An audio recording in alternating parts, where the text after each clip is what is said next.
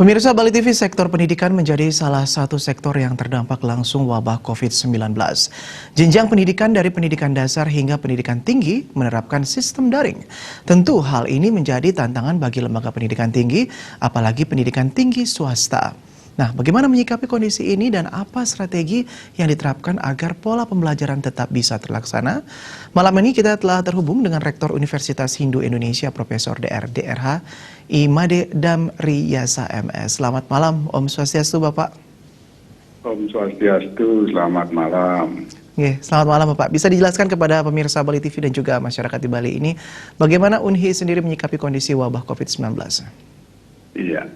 Oke, dalam menyikapi COVID-19 yang terjadi saat ini, Universitas Hindu Indonesia tentu menyikapi ada dua aspek. Yang pertama adalah aspek akademik, kemudian yang kedua aspek tata kelola.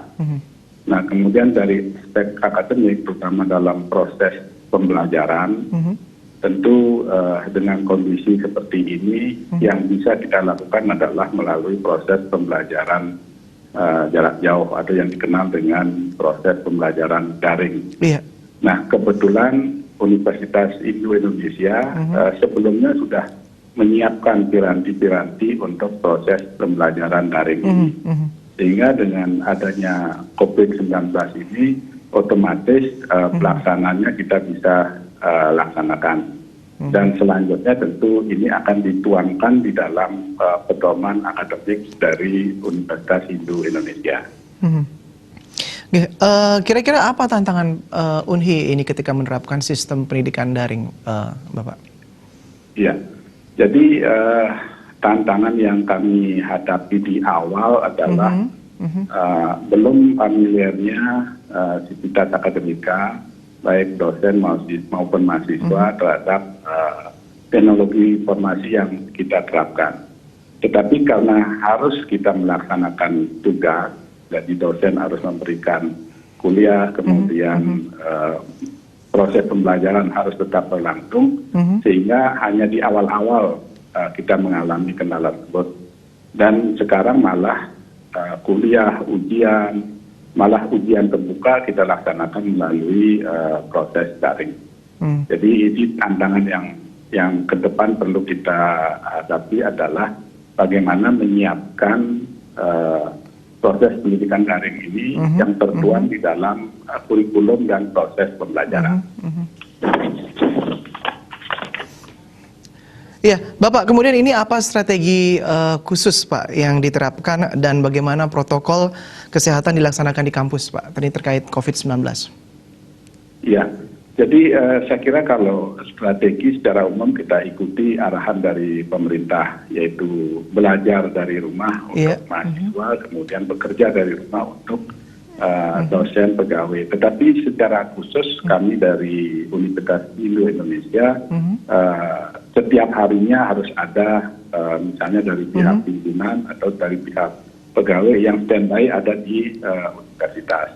Nah, kemudian strategi lainnya adalah untuk misalnya penerimaan mahasiswa baru, karena kita sudah menyiapkan sistem informasi yang cukup bagus sehingga ini tidak menjadi kendala, sehingga penerimaan mahasiswa baru pun berjalan dengan lancar. Kemudian evaluasinya atau ujiannya kita hanya berbasis nilai raport yang dimiliki oleh calon mahasiswa baru.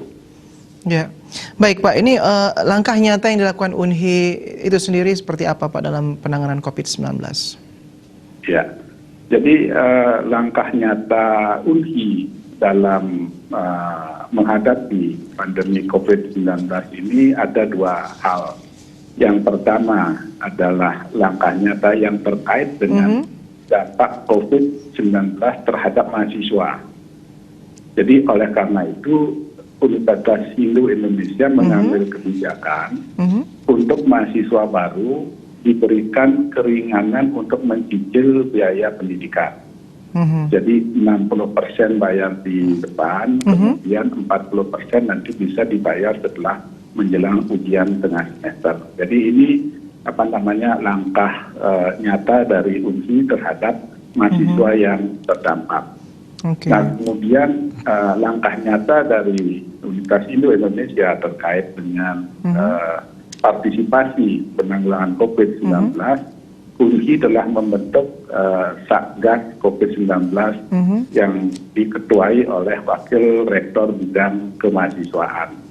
Jadi program yang kami lakukan adalah memberikan sumbangan ke beberapa pura yang ada di kabupaten kota, kemudian memberikan bahan pokok kepada Sulingih maupun pemangku, serta juga memberikan salah satu keunggulan dari UNHI yaitu berupa ramuan herbal untuk menjaga daya tahan tubuh dari para Sulingih maupun para pemangku yang ada di beberapa pura yang tersebar di kabupaten kota di Bali.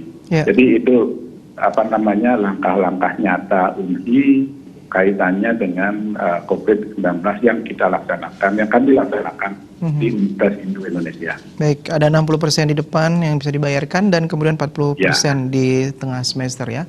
Baik, Bapak ada harapan yang bagi dunia pendidikan ini dan bagi kehidupan masyarakat pasca COVID-19? Ya, jadi saya kira dengan pandemi COVID-19 ini banyak hikmatnya yang perlu kita petik. Yang pertama adalah kita perlu menata ulang sistem dan proses pembelajaran di pendidikan tinggi. Jadi kalau misalnya bisa kedepannya lebih banyak menggunakan metode daring, maka jangkauan dari pendidikan itu bisa diperluas. Kemudian biaya pendidikannya pun bisa lebih efisien.